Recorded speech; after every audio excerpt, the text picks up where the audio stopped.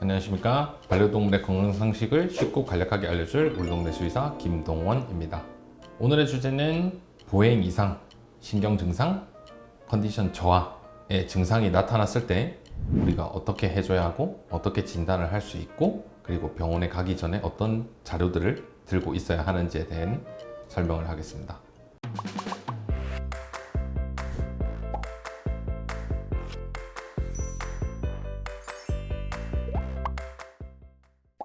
소화기 증상, 호흡기계 증상, 앞선 동영상에서는 두 가지는 크게 테마가 분류가 됩니다. 호흡기계, 소화기계, 그리고 기타 장기들에 대한 평가들을 할 수 있는데, 방금 묶은 세 가지 분류들, 컨디션 저하, 보행 이상, 신경 증상에 대한 부분들은 범위가 너무 넓으면서도 어느 하나에 속하지 않기 때문에 이렇게 세 가지 타입으로 묶어놨습니다.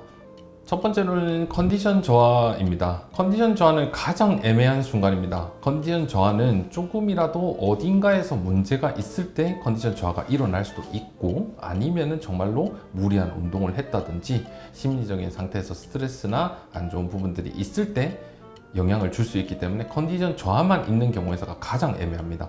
이럴 때는 보호자님이 정말로 많은 단서들을 제공을 해주셔야 이것을 보고 수의사가 검사를 해야 할지 말지를 판단할 수 있기 때문에 잘 들어주시길 바랍니다.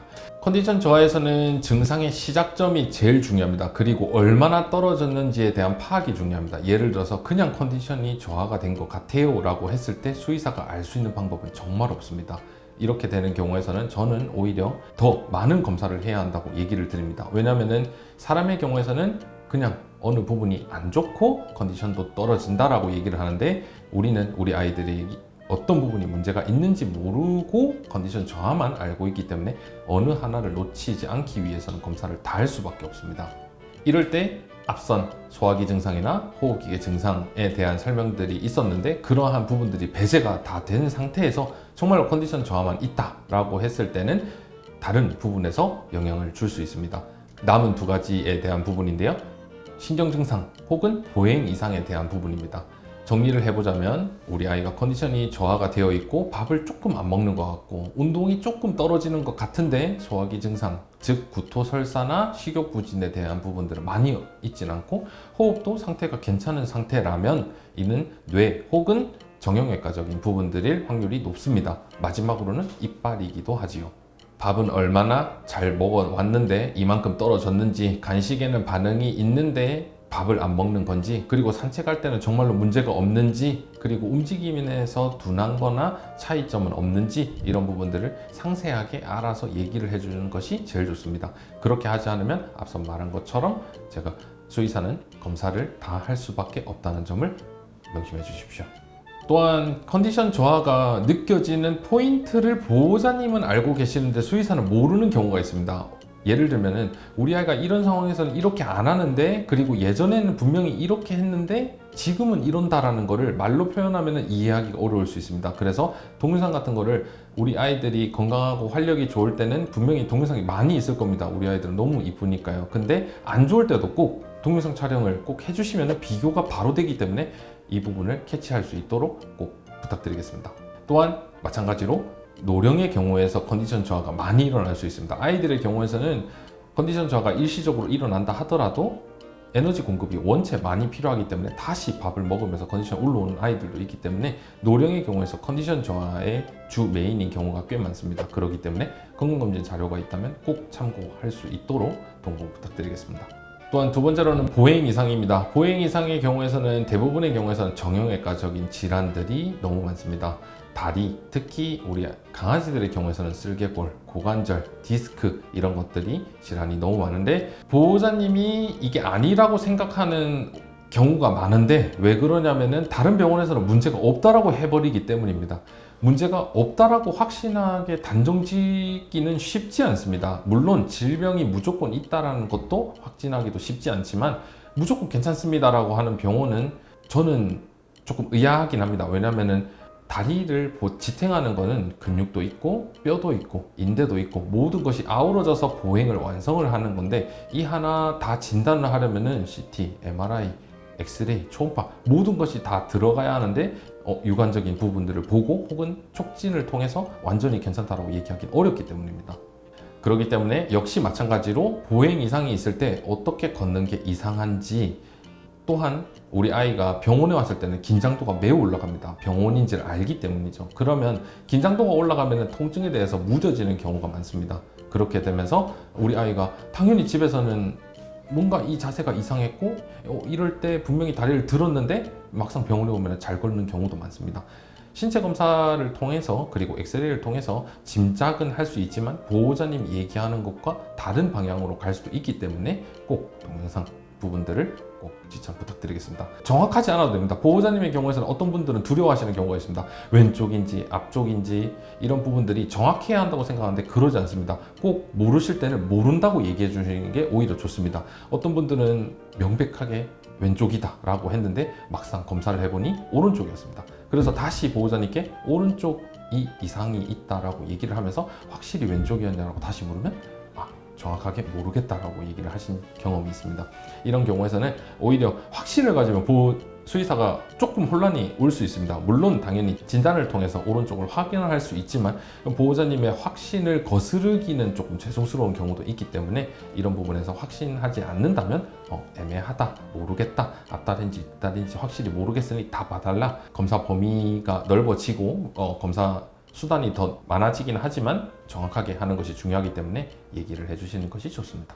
마지막으로는 뇌신경 증상입니다. 뇌신경 증상의 경우에서는 제일 대표적으로는 발작입니다. 발작은 크게 발작을 하는 대발작이 있고 작게 하는 부분 발작도 있습니다. 대발작을 하는 경우에서는 보호자님이 아십니다. 이거는 발작이라는 걸. 근데 작은 발작, 부분 발작 이런 경우에서는 보호자님이 이게 왜 이러나? 라고 하면서 머뭇거리는 경우가 많은데 그 이후에 대처가 올바르게 되지 않은 경우에서는 대발작으로 진행이 되면서 아이가 위험에 처할 수 있으니 꼭 중간에 이상이 있으면 꼭 내원해 주시는 게 좋습니다. 발작을 하는 상황이다 라고 했을 때 중요한 것은 발작을 빨리 끊는 것과 체온을 유지하는 것 그리고 컨디션을 회복하는 것입니다. 이 세 개가 무조건 다시 돌아와야 우리가 원하는 아이의 옛 모습을 찾을 수 있는데 첫 번째로는 발작을 계속하는 상황이면 뇌는 계속적인 자극을 받습니다. 그렇기 때문에 발작을 끊는 것이 중요한데 당연히 약물보다 뛰어난 대처는 없습니다. 그렇기 때문에 가장 빠르게 병원에 내원하시는 것이 중요하고 그 동안에는 눈을 눌러주시는 것이 좋습니다. 눈을 눌러주는 것이 우리가 해줄 수 있는 유일한 수단 중에 하나이긴 합니다. 왜냐하면 눈을 누르면 안정적인 신경이 조금은 활성화가 되면서 발작을 조금 완화를 시켜주기 때문에 끝까지 누르는 것이 중요하고 부딪히는 곳이 없도록 발작을 하면 의식이 없습니다. 그렇기 때문에 무분별하게 움직이기 때문에 부딪히지 않게 그리고 다치지 않게 해주는 것이 중요합니다. 그리고 정신이 없는 상황이긴 합니다. 우리 아이가 갑작스럽게 발작을 하고 대소변을 보게 되면서 너무 놀라시는 분들도 많고 어떻게 해야 할지도 모르는 분들이 있는데 침착하셔서 동영상을 3초라도 1초라도 남기시는 것이 중요합니다. 그래야 이게 실신인지 발작인지에 대한 구분이 명확해지기 때문이죠. 발작을 하고 있다가 병원에 왔을 때는 정말 탈진한 상태로 그냥 뻗어 있는 아이들도 있습니다. 그렇게 되면 이게 발작이었는지 실신이었는지 구분이 어려울 때도 있기 때문에 하는 과정을 1초라도 남겨놓으시는 것이 중요합니다. 1초는 정말로 얼마 되지 않기 때문에 그 찰나의 순간만이라도 확인을 해주시면 됩니다. 그리고 발작을 한 아이들, 그리고 발작을 하고 있는 아이들, 그리고 발작을 했던 애들 모두 다 체온이 굉장히 높습니다. 그리고 더군다나 제일 중요한 것은 발작을 하고 있는 아이들은 고체온이 되면서 특히 포메라니안 같이 체온이 지방 함량이 높거나 털이 덥수룩한 아이들은 열사병이 일시적으로 정말로 빠르게 올 수 있기 때문에 체온 유지는 정말로 중요합니다. 항상 시원하게 호흡이 안 좋은 아이들과 마찬가지로 에너지 소모가 큰 대사성 질환의 경우에서는 항상 체온 관리가 유념해야 한다는 것을 꼭 기억해 주십시오. 마지막으로 컨디션 저하에서 고양이를 빼놓을 수가 없는데 컨디션 저하가 생기면 고양이들은 1차적으로 밥을 먹지 않습니다. 컨디션 저하가 있는 경우에서는 고양이들은 티를 웬만하면 내지 않는데 이게 보통은 식욕부진으로 연결될 가능성이 높습니다. 식욕부진이 강아지랑은 다르게 고양이에서 중요한 이유는 지방간 때문입니다. 밥을 먹지 않는 기간이 길어지면 길어질수록 몸에 있는 체내 지방을 대사하면서 간이 지방간으로 변하면서 황달 이런 것들이 일어날 수 있기 때문에 고양이는 특히 언제부터 안 먹었는지 그리고 언제까지 밥을 딱 먹었는지 이런 것들이 제일 중요합니다. 가장 안타까웠던 경우가 있었는데 일주일 동안 밥을 먹지 않은 고양이도 있었습니다. 일주일 동안 밥을 안 먹었던 것도 대단하지만 일주일 동안 보호자님은 추루만 먹이셨습니다. 추루가 밥이 될 거라고 생각을 하셨진 않았을 겁니다. 분명히 영양분이 공급이 되고 있고 그리고 주면은 반 정도는 다 받아 먹었다고 하시니까 어느 정도 이거 먹으면은 다시 식욕이 돌아오겠지라는 기대감에 조금 내원을 늦어졌는데, 이미 이런 아이의 경우에서는 내원을 했을 때는 지방간이 완전히 잠식이 되어 있으면서 눈까지 노란 안구를 보여주는 상황까지 와 있는데, 이러한 경우에서는 치료 반응도 매우 낮고 치료 기간도 오래 걸리기 때문에 우리 아이들이, 특히 고양이의 경우에서는 어떠한 상황이라도 컨디션 저하가 있는 것은 둘째고 밥을 먹지 않는 기간이 2, 3일 이상 길어진다면 그때는 주저하지 말고 꼭 내원 부탁드리겠습니다. 한 가지 예로 몸이 굉장히 건강하였던 아이가 있었는데 이제 스케일링을 해야 될 시기를 놓치게 되면서 밥을 점점 작게 먹었던 아이가 있었습니다. 근데 건강검진을 작년에 받아왔기 때문에 이 아이는 문제가 없다라고 판단을 하시고 언젠가는 또 다시 괜찮아지겠지라는 생각으로 시간이 늦춰지면서 이빨에 대해서 회복이 되기만 했으면 이거는 문제가 없던 아이인데 지방간이 와버리면서 치료기간이 굉장히 길어졌던 기억이 있습니다. 그렇기 때문에 첫 번째로는 컨디션 저하에서 고양이의 경우에는 밥을 먹지 않는다면 그 어떠한 원인이 있다 하더라도, 그리고 얼마나 건강했던지 간에 우리 아이는 꼭 방문을 해서 진단을 하는 것이 중요함을 꼭 알아주셨으면 좋겠습니다. 컨디션 저하, 보행 이상, 신경계 이상에 대해서는 정말로 애매합니다. 보호자님이 이게 신경계 문제다, 보행에 이상이 있다, 컨디션 저하가 있다를 확언하기는 정말로 쉽지 않습니다. 이 말을 간략하게 얘기를 하자면은 뭔가 이상하다입니다.